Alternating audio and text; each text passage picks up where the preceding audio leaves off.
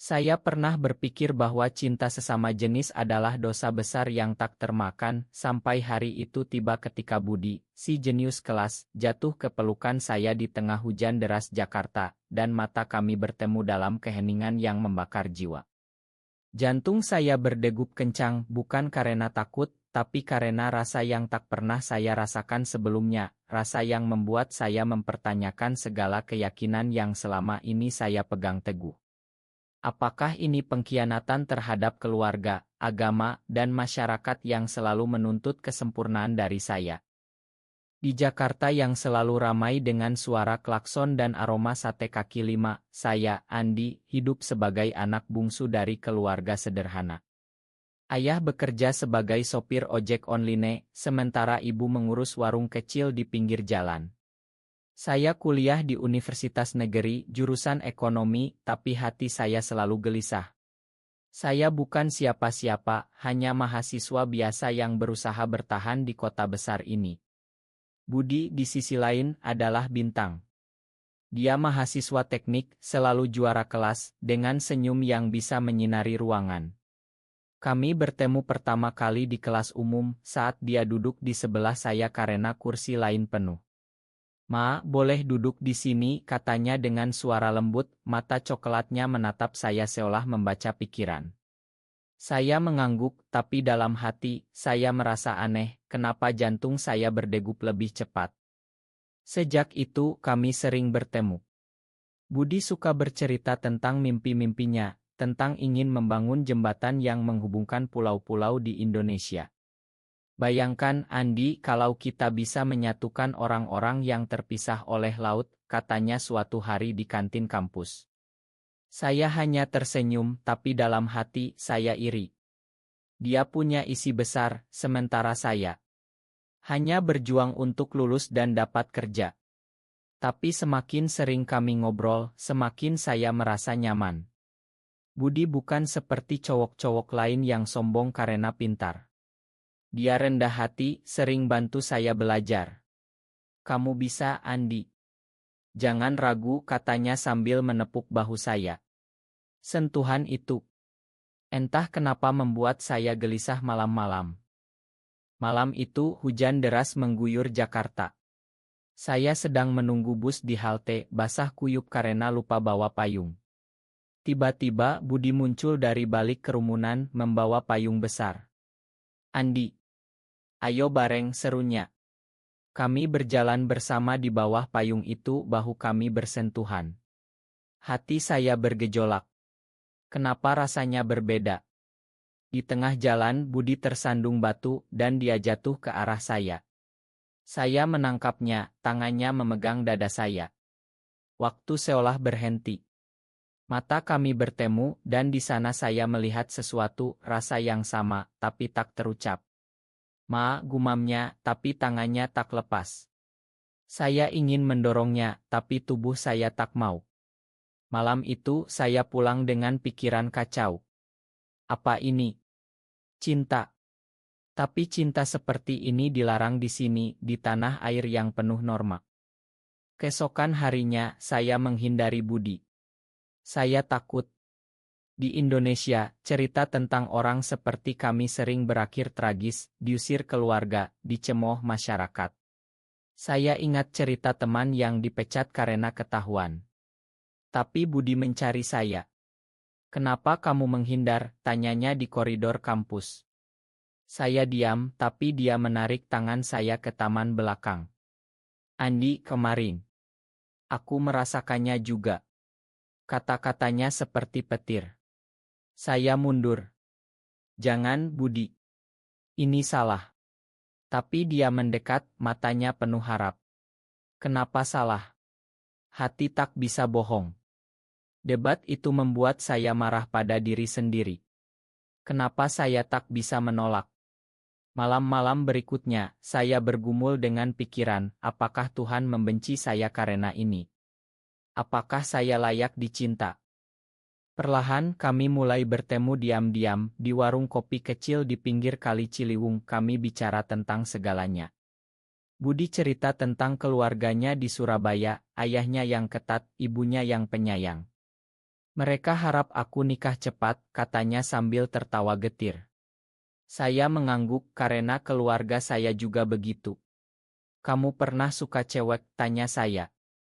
Dia menggeleng. Pernah coba, tapi hati tak berbohong. Kata-katanya menyentuh.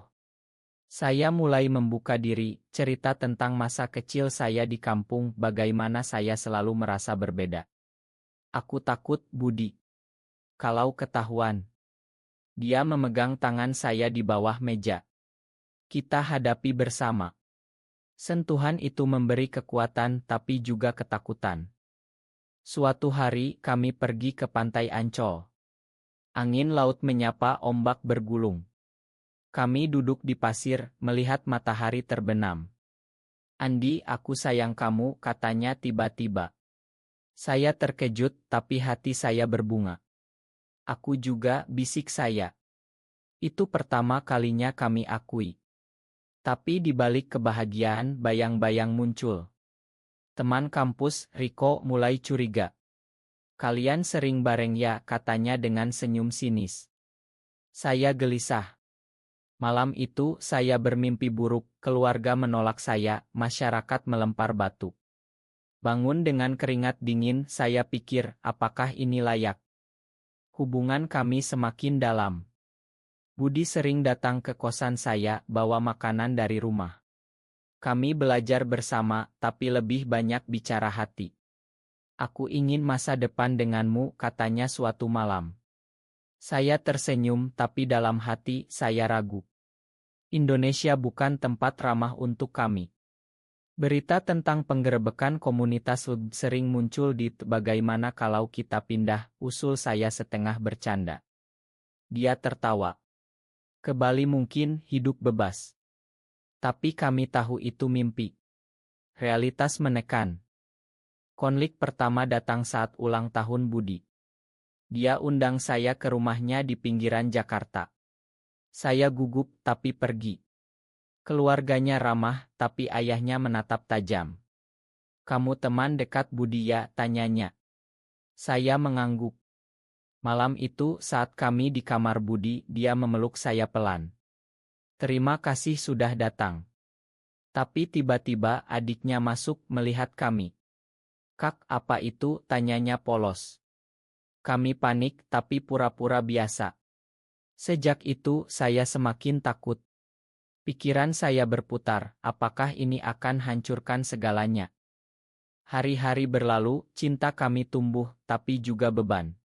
Saya mulai merasa bersalah. Setiap sholat, saya minta ampun tapi hati tak berubah. Budi melihat kegelisahan saya. Kita kuat, Andi. Tapi saya ragu. Suatu sore di taman kampus, kami bertengkar pertama kali. Kamu takut terus, Andi. Apa aku tak cukup, serunya. Saya marah. Ini bukan tentangmu, tapi tentang kita. Masyarakat akan bunuh kita. Debat itu membuat kami diam berhari-hari.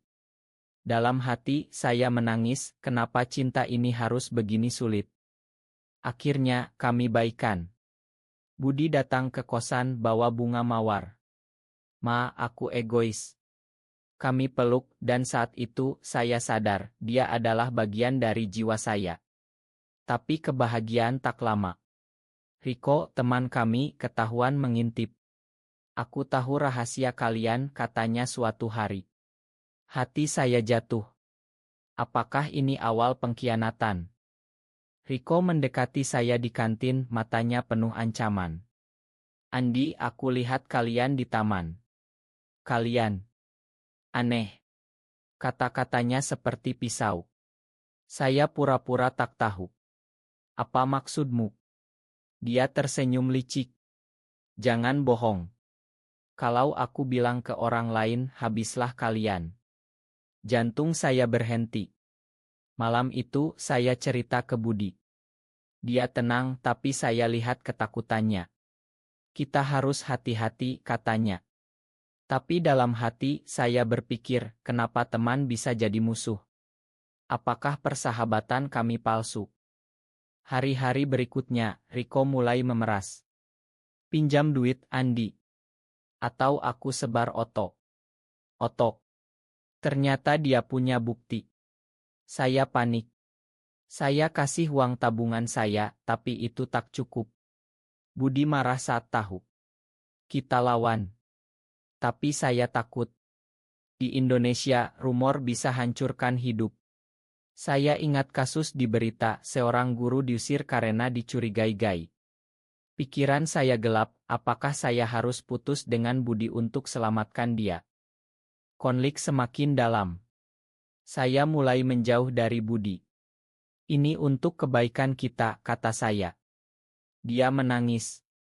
Jangan, Andi. Kita bisa hadapi. Tapi saya keras kepala. Malam-malam, saya sendirian di kosan menatap langit-langit. Hati saya hancur. Kenapa Tuhan beri rasa ini kalau hanya untuk siksa? Saya ingat masa kecil saat saya suka main dengan boneka dan ayah marah. Cowok harus kuat, katanya. Apakah saya rusak sejak lahir? Budi tak menyerah. Dia kirim pesan setiap hari, aku rindu kamu. Saya baca tapi tak balas. Tapi suatu hari dia datang ke kosan basah oleh hujan. Andi, tolong. Jangan buang aku. Matanya merah, suaranya pecah. Saya tak tahan peluk dia. Ma, aku takut. Kami baikan lagi tapi luka tetap ada. Riko semakin ganas. Kasih lebih banyak atau aku bilang ke keluarga Budi. Saya putus asa. Untuk lindungi Budi, saya setuju bertemu Riko sendirian. Pertemuan itu di Kaimurah. Riko duduk dengan sombong. Kenapa kalian begitu? Menjijikan. Kata-katanya menyakitkan. Saya marah. Ini bukan pilihan kami. Ini hati. Dia tertawa. Hati. Ini dosa. Debat panas, tapi saya kalah. Saya kasih uang terakhir. Pulang, saya menangis. Kenapa dunia begini kejam? Budi tahu dia marah besar. Kita lapor polisi. Tapi polisi di sini tak ramah untuk kami. Kami terjebak. Di tengah badai, cinta kami semakin kuat. Kami pergi ke Bogor, liburan singkat. Di kebun raya, kami jalan tangan bergandengan saat sepi. Aku janji, Andi, aku tak akan tinggalkan kamu. Kata-katanya menghangatkan. Tapi di hati, saya ragu apakah janji ini bisa bertahan. Kembali ke Jakarta, masalah menumpuk. Ibu Budi curiga. Kenapa kamu sering keluar malam, tanyanya. Budi bohong, tapi hati gelisah. Saya mulai depresi. Setiap hari, pikiran negatif datang, mungkin saya lebih baik mati. Tapi Budi selamatkan saya. Kamu adalah duniaku, katanya. Kami bicara panjang tentang masa depan. Mungkin kita ke luar negeri, usulnya. Saya tersenyum tapi tahu itu mimpi. Realitas, keluarga, masyarakat, agama. Saya sholat lebih sering, minta petunjuk. Tapi jawaban tak datang. Pengkhianatan Riko mencapai puncak. Dia sebar rumor di kampus. Andi dan Budi. Mereka gay. Bisik-bisik mulai. Teman-teman menjauh. Saya dihina di kelas. Dasar banci, seru seseorang. Hati saya remuk. Budi juga kena. Dia dipanggil dekan. Ini itnah, katanya, tapi bukti oto ada. Kami bertemu di taman, menangis bersama. Kenapa begini, gumam saya. Dia peluk saya. Karena cinta kita nyata. Malam itu ayah Budi tahu. Dari Riko. Entah. Ayah marah besar, pukul Budi. Kamu bikin malu keluarga. Budi lari ke kosan saya, wajah memar. Saya peluk dia, hati hancur. Ma, ini salahku. Tapi dia bilang, tidak, ini ujian kita. Kami tidur berdampingan, tak ada yang lebih, hanya kehangatan. Pikiran saya berputar, apakah ini akhir? Atau awal perjuangan? Konflik internal semakin dalam. Saya salahkan diri, kenapa saya tak bisa normal? Kenapa harus Budi? Tapi hati jawab, karena dia sempurna untukmu. Hari-hari berikutnya, kami sembunyi. Tapi cinta tak pudar, malah semakin dalam. Badai semakin ganas. Ayah Budi datang ke kampus, cari saya. Kamu yang rusak anakku, serunya di depan banyak orang. Saya mundur, takut. Budi lindungi saya. Ayah, ini bukan salah Andi. Tapi ayah tarik Budi pergi. Malam itu Budi hilang kontak. Saya panik, cari ke rumahnya. Pintu tertutup, tapi saya dengar teriakan. Kamu harus berubah. Aku kirim ke pesantren. Hati saya hancur. Apakah ini akhir? Saya pulang, menangis sepanjang malam.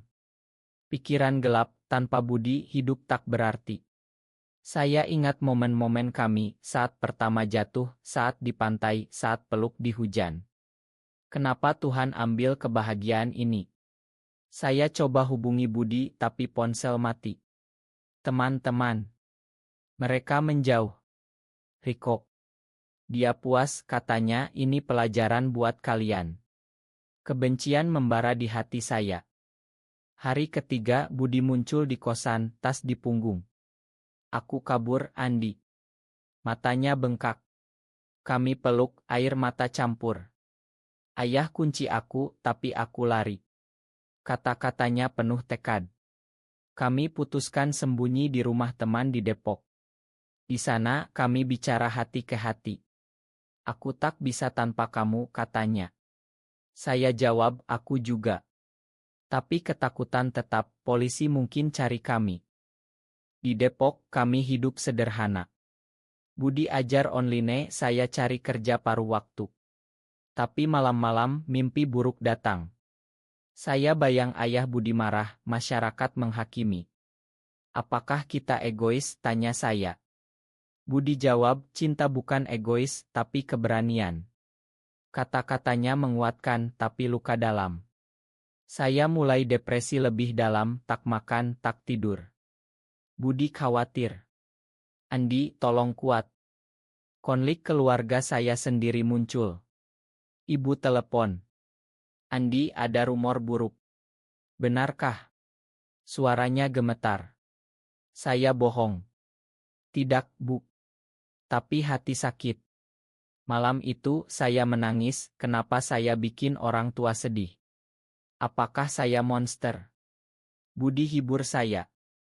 Kita akan jelaskan suatu hari. Tapi kapan? Riko tak berhenti. Dia hubungi ayah Budi, beri bukti lebih. Ayah datang ke Depok dengan polisi. Ini penculikan, tuduhnya. Kami kaget. Polisi tanya. Kalian apa hubungannya? Kami diam, akhirnya Budi bicara. Kami saling sayang, Pak. Polisi geleng kepala. Ini urusan keluarga. Ayah tarik Budi, saya ditinggal sendirian. Hati remuk total. Saya kembali ke Jakarta hancur. Hari-hari seperti neraka. Saya berhenti kuliah, kerja di warung. Pikiran, mungkin bunuh diri. Tapi ingat Budi, saya tahan. 2 minggu kemudian Budi hubungi diam-diam, aku di pesantren, Andi. Ayah paksa. Suaranya pecah. Tahan, aku akan kabur lagi. Tapi saya tahu itu berbahaya. Di pesantren, Budi cerita ia pesan rahasia, mereka ajar sembuh dari penyakit ini. Mereka bilang ini setan, katanya. Hati saya marah, kenapa masyarakat anggap cinta kami penyakit? Saya riset diam-diam, baca tentang HAKL di Indonesia. Sedikit harapan, tapi realitas keras. Saya putuskan pergi ke Surabaya, cari Budi. Naik kereta, hati berdebar. Di sana, saya sembunyi dekat pesantren. Malam, Budi kabur jumpa saya. Andi. Kami peluk di kegelapan. Aku tak tahan. Kami rencana lari ke Bali. Di sana lebih bebas, kata saya. Tapi ayah tahu, kejar kami. Pengejaran dramatis di stasiun. Ayah teriak, berhenti. Kami lari tapi tertangkap. Ayah pukul saya. Kamu hancurkan anakku. Budi lindungi. Ayah, tolong pahami. Debat emosional. Ayah menangis. Aku takut kehilanganmu. Itu momen turning point. Ayah lihat cinta kami nyata. Tapi tak mudah. Kami dibawa pulang. Diskusi panjang. Ayah Budi marah, tapi mulai dengar. Kenapa begini, tanyanya. Budi jelas, ini aku, ayah. Air mata mengalir. Saya bicara, kami tak mau sakiti siapapun. Malam itu ayah diam tapi tak usir. Konflik internal mencapai puncak. Saya ragu apakah layak berjuang. Tapi lihat Budi, jawabannya ya. Cinta kami semakin dalam, penuh air mata dan harap. Setelah kejadian di stasiun, ayah Budi mulai berubah pelan. Dia tak setuju tapi tak paksa lagi. Kalau ini pilihanmu, tapi jangan bikin malu keluarga, katanya dingin. Budi menangis bahagia. Terima kasih, ayah. Tapi bagi saya ini baru awal. Keluarga saya sendiri belum tahu. Saya pulang ke Jakarta hati berat. Bagaimana bilang ke ibu dan ayah? Malam pertama pulang, ibu peluk saya.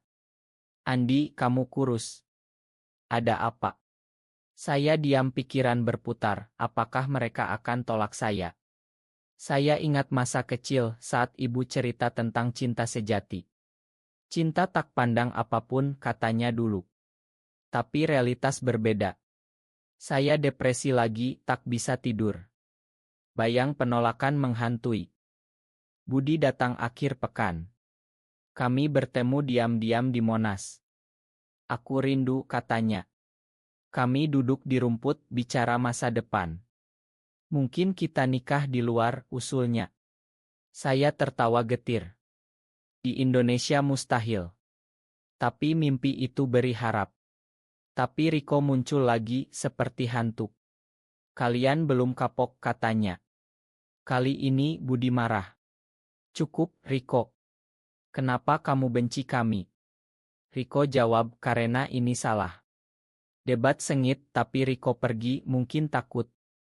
Konflik dengan masyarakat semakin dalam.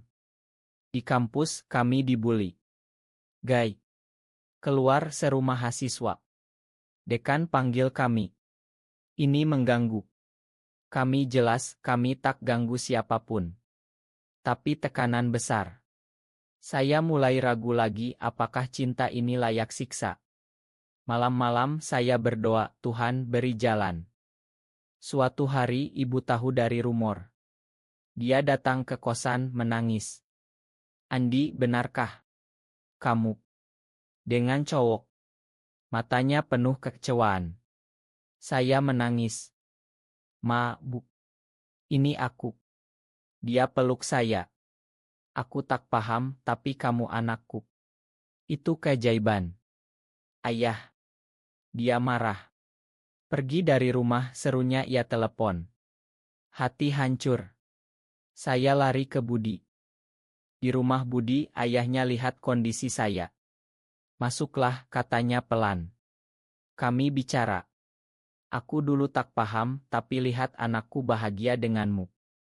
Kata-katanya menyentuh. Tapi ayah saya tak mau dengar. Saya depresi berat, tak mau makan. Budi hibur, waktu akan sembuhkan. Puncak emosi datang saat demonstrasi anti di Jakarta. Kami lihat dit, hati takut. Mereka benci kami, gumam saya. Budi jawab, tapi cinta kita lebih kuat. Kami putuskan ikut komunitas rahasia, cari dukungan. Di sana, kami bertemu orang-orang seperti kami, cerita pilu. Itu beri kekuatan. Tapi pengkhianatan baru, Riko laporkan ke polisi. Mereka promosi tuduhnya. Polisi datang ke rumah Budi. Interogasi panjang. Kalian langgar norma. Kami jawab tidak. Ayah Budi bela kami. Mereka anak baik. Polisi pergi, tapi trauma tetap. Malam itu Budi dan saya di atap rumah, lihat bintang. Andi, apapun terjadi aku pilih kamu. Air mata saya jatuh. Aku juga. Tapi dalam hati saya takut kehilangan. Konflik internal, apakah saya cukup kuat? Hari berikutnya, ayah saya datang. Aku pikir ulang, katanya. Kami bicara panjang, air mata mengalir. Aku takut kehilanganmu, Andi. Pelukan itu obati luka. Keluarga mulai terima pelan-pelan. Tapi masyarakat tak. Kami pindah ke Bali cari kedamaian. Di sana lebih toleran. Kami kerja hidup bersama. Cinta semakin dalam, penuh rasa syukur. Tapi bayang masa lalu tetap. Di Bali hidup baru dimulai. Kami sewa rumah kecil di Ubud dikelilingi sawah hijau. Budi kerja sebagai engineer relance, saya buka usaha kecil jual kopi. Pagi-pagi kami minum kopi bersama, bicara mimpi. Ini surga kita, kata Budi. Tapi hati saya masih luka. Malam-malam, mimpi tentang penolakan datang. Apakah kita layak bahagia, gumam saya. Konflik lama muncul lagi. Riko pindah ke Bali, entah kenapa. Dia temui kami di pasar. Kalian pikir bisa lari, katanya penuh dendam. Kenapa dia tak berhenti? Budi marah. Apa maumu, Riko? Ternyata Riko punya rahasia, dia juga gay, tapi takut akui. Aku iri kalian berani, katanya pecah. Itu pengakuan mengejutkan. Kami makan dia, tapi luka dalam. Keluarga datang kunjung. Ayah Budi dan ibu saya. Mereka lihat kami bahagia. Aku salah dulu, kata ayah Budi.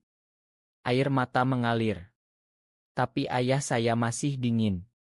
Aku coba paham. Proses penyembuhan lambat tapi penuh emosi. Suatu hari Budi sakit. Demam tinggi. Saya panik bawa ke rumah sakit. Dokter bilang malaria. Hari-hari di rumah sakit saya jaga dia. Jangan tinggalkan aku, gumamnya. Saya menangis tak akan. Itu ujian terbesar. Pikiran kalau dia pergi aku hancur. Tapi dia sembuh dan cinta kami lebih kuat.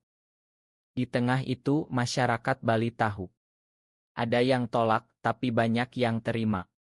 Kami ikut estial, rasakan kebebasan. Tapi berita nasional undang-undang anti dibahas. Ketakutan kembali. Apakah kita harus pindah negara, tanya saya. Budi jawab, kita lawan di sini. Konflik internal puncak, saya ragu identitas saya. Apakah aku benar gay? Tapi lihat Budi, jawaban ya. Kami bicara panjang, air mata campur tawa. Riko datang lagi, minta maaf sungguh. Aku salah besar. Kami jadi teman, bantu dia akui diri. Itu momen pengampunan. Keluarga sepenuhnya terima.